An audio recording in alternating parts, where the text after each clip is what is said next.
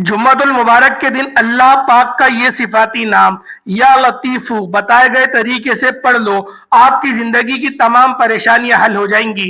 अल्लाह पाक आपकी दिल की हर हाजत पूरा फरमा देगा और आपकी जिस्म की तमाम बीमारियां चीखे मारते हुए बाहर निकल जाएंगी और रब्बे जुल जलाल आपको सेहत और सलामती वाली लंबी जिंदगी अता फरमाएगा। बिस्मिल्लाहिर्रहमानिर्रहीम। माह रजब की कबूलियत की घड़ियां आ गई हैं। आज माह रजब की इस बाबरकत जुम्मतुल मुबारक के दिन हम आपको हलाल दौलत हासिल करने के हवाले से एक ऐसी तस्बीह का अमल बताने जा रहे हैं जिस छोटी सी तस्बीह को पढ़ने से इंशाअल्लाह आपको इतनी दौलत हासिल होगी कि आपकी हर परेशानी खत्म हो जाएगी और इस तस्बीह की बरकत से आपकी हर हाजात पूरी हो जाएंगी। घर वाले भी ये देखकर हैरान रह जाएंगे कि इतनी दौलत और बरकत कैसे आई। नाज़रीन, ये रजब का महीना है, इस महीने की इतनी बरकत और फजीलत है कि अल्लाह पाक इसकी बरकत से रिज़्क़ के तमाम दरवाजे खोल देता है। माह रजब निहायत रहमतों, बरकतों, बख्शिशों और अजमतों का वादा लिए हम सब के दरमियान आ गया है। रजब को रब कायनात का महीना भी करार दिया गया है। रहमत दो आलम, नूर मुजस्सम हजरत मोहम्मद सल्लल्लाहु अलैहि वसल्लम का फरमान आलीशान है कि रजब अल्लाह ताला का महीना है और शाबान मेरा महीना है और रमजानुल मुबारक मेरी उम्मत का महीना है। जो शख्स माह रजब में रोजा रखेगा तो अल्लाह ताला उस शख्स को जन्नत में एक दरिया है जिसको रजब कहा जाता है। इसका पानी दूध से भी ज्यादा सफेद और शहद से ज्यादा मीठा है। इस दरिया का पानी पिलाएगा।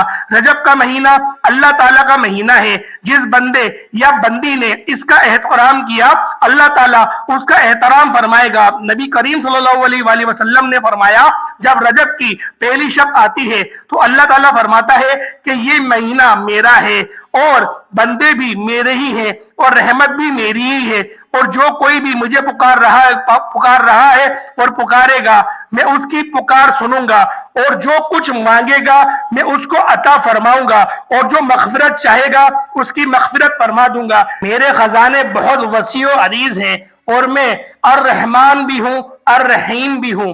तो दोस्तों, रब को राजी कर लो, माफी मांग लो, इस्तगफार कर लो। दोस्तों, अगर आप लोग चाहते हैं कि आपकी तकदीर के बंद ताले खुल जाएं, आपकी तकदीर सोने के चांदी के कलम से लिखी जाए, तो दोस्तों इस नए महीने में जो पहला ही जुम्मतुल मुबारक दरमियान हमें आ गया है, इस दिन हम लोग सांसें ले रहे हैं। इस दिन को गनीमत जाने, इस दिन को हम लोगों ने हरगिज भी जाया नहीं करना। इस दिन हमें अल्लाह पाक को याद करना है और अपने तमाम गुनाहों को भी माफ कराना है और अपनी किस्मत को बदलवाना है।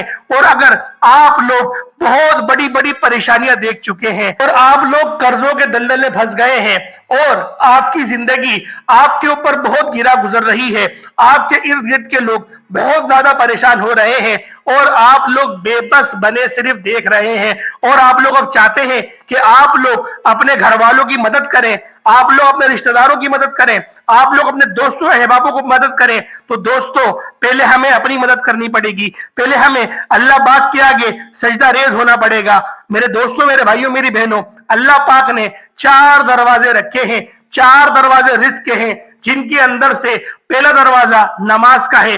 जो शख्स भी नमाज कायम करेगा अल्लाह पाक जरूर उसको रिस्क अता फरमाएगा और ऐसी जगह से रिस्क अता फरमाएगा वो खुद हैरान रह जाएगा। दूसरा दरवाजा दुआ का है। जो इंसान भी हाथ उठा के दुआ करेगा और रब्बे जुल जलाल से मांगेगा तो उसको जरूर दिया जाएगा। और तीसरा दरवाजा जो है वो सदके के अमल का है, यानी कि ये तीनों दरवाजे से मुसलमानों को रिस्क दिया जाता है। और जो चौथा दरवाजा है उस दरवाजे से बाकी पूरी दुनिया में जितने भी लोग हैं, जितने भी काफिरीन हैं, जितने भी मुनाफिकीन हैं, सबको रिस्क दिया जाता है। तो दोस्तों, हम मुसलमान हैं, हम तो चारों दरवाजों का इस्तेमाल कर सकते हैं। तो लिहाजा आज की इस वीडियो में उन दरवाजों के इस्तेमाल के बारे में ही बताया जा रहा है और आप लोगों को अपनी बंद तकदीर के तालों को खुलवाने के बारे में ही बताया जा रहा है, क्योंकि जुम्मे का दिन बड़ा अफजल दिन है और ये महीना भी रजब का महीना है और ये महीना अल्लाह पाक ने फरमाया कि मेरा महीना है। تو لہٰذا اس دن زیادہ سے زیادہ آپ لوگوں نے اللہ پاک کی عبادت کرنی ہے اور آپ لوگوں نے خوب اللہ پاک کو یاد کرنا ہے اور نبی پاک صلی اللہ علیہ وآلہ وسلم کی ذات پر آپ نے بالخصوص درود پاک پڑھنا ہے، کیونکہ درود پاک ایسی عبادت ہے جو شخص بھی روز جمعہ 200 مرتبہ درود پاک پڑھے گا اللہ پاک اس کے 200 سال کے گناہ معاف فرما دے گا۔ تو دوستو ضرور 2 تسبیحات آپ لوگ چھوٹے ہی درود کی پڑھ لیں، صلی اللہ علیہ وسلم کی ہی پڑھ لیں، لیکن پڑھیں ضرور۔ دوستو وظیفہ یا لطیفوں کا ہے اور یہ وظیفہ بھی بڑا ہی یقین کریں طاقتور عمل ہے۔ اگر آپ لوگ جو طریقہ کار میں آپ کو بتا رہا ہوں اس کے مطابق آپ لوگ اس وظیفے کو کر لیتے ہیں تو یقین کریں آپ کے مقدر کا ستارہ چمک جائے گا، رب ذوالجلال آپ کو اتنا عطا فرمائیں گے آپ لوگ خود بھی حیران رہ جائیں گے۔ آپ لوگوں کو کرنا کیا ہے؟ سب سے پہلے آپ لوگ وضو فرما لیں، وضو کرنے کے بعد آپ لوگوں نے تحیۃ الوضو کی 2 رکعتیں پڑھنی ہے۔ 2 رکعتیں جب آپ لوگ تحیۃ الوضو کی پڑھ لیں اس کے بعد آپ لوگوں نے صرف ایک تسبیح یا لطیفوں کی پڑھنی ہے، صرف ایک تسبیح آپ لوگوں نے یا لطیفوں کی پڑھنی ہے اور دعا مانگے اور جمعے کی نماز کو چلے جائیں۔ اگر آپ لوگ گھر پہ جمعے کی نماز پڑھ رہے ہیں تو الگ بات ہے، اگر آپ لوگ جا رہے ہیں مسجد پڑھنے کے لیے تو میرے دوستوں، میرے بھائیوں، میری بہنوں، آپ لوگ بالخصوص اس وظیفے کو کریے گا اور پھر آپ لوگ جمعے کی نماز ادا کریں۔ جمعے کی نماز آپ لوگوں نے ادا کر لی، اب آپ لوگوں نے کون سی تسبیح پڑھنی ہے اس کو ملاحظہ کریں۔ دوستوں، بھائیوں اور بہنوں، جمعے کا دن بڑا ہی مجرد دن ہے اور اس دن تو رحمتیں چھما چھم برس رہی ہوتی ہیں اور یہ وظیفہ صرف جمعے کے دن کے لیے مخصوص نہیں ہے، آپ لوگ کسی بھی نماز کے بعد کر سکتے ہیں، اس کی کوئی ممانعت نہیں ہے، لیکن جمعے کے دن کی زیادہ فضیلت ہے تو لہٰذا اس دن کے اعتبار سے میں یہ مجرب وظیفہ آپ کی خدمت میں لے کر حاضر ہوا ہوں۔ اب آپ لوگوں نے کیا کرنا ہے؟ آپ لوگوں نے پوری جمعے کی نماز پڑھ لی، اس کے بعد اب آپ لوگوں نے جب ہاتھ اٹھا کے دعا جو ایک ہوتی ہے جو اجتماعی دعا ہوتی ہے آپ نے وہ دعا بھی مانگ لی، اس کے بعد اب آپ لوگوں نے کیا کرنا ہے؟ آپ لوگوں نے تسبیح اپنے ہاتھ میں لے لے اور اللہ پاک کا یہ صفاتی نام یا جلیلو یا جلیلو، اللہ پاک کا یہ صفاتی نام آپ لوگوں نے پڑھنا شروع کر دینا ہے۔ آج کی اس ویڈیو میں آپ لوگوں کو 3 وظائف بتائے جائیں گے اور یہ تینوں وظائف بڑے ہی مجرب ہیں۔ اگر آپ لوگ بتائے گئے طریقے سے ان 3 وظائف کو پڑھ لیتے ہیں یقین کریں آپ کی زندگی میں آپ کو ایسے معجزات، ایسے کمالات دیکھنے کو ملیں گے کہ آپ لوگ خود حیران رہ جائیں گے۔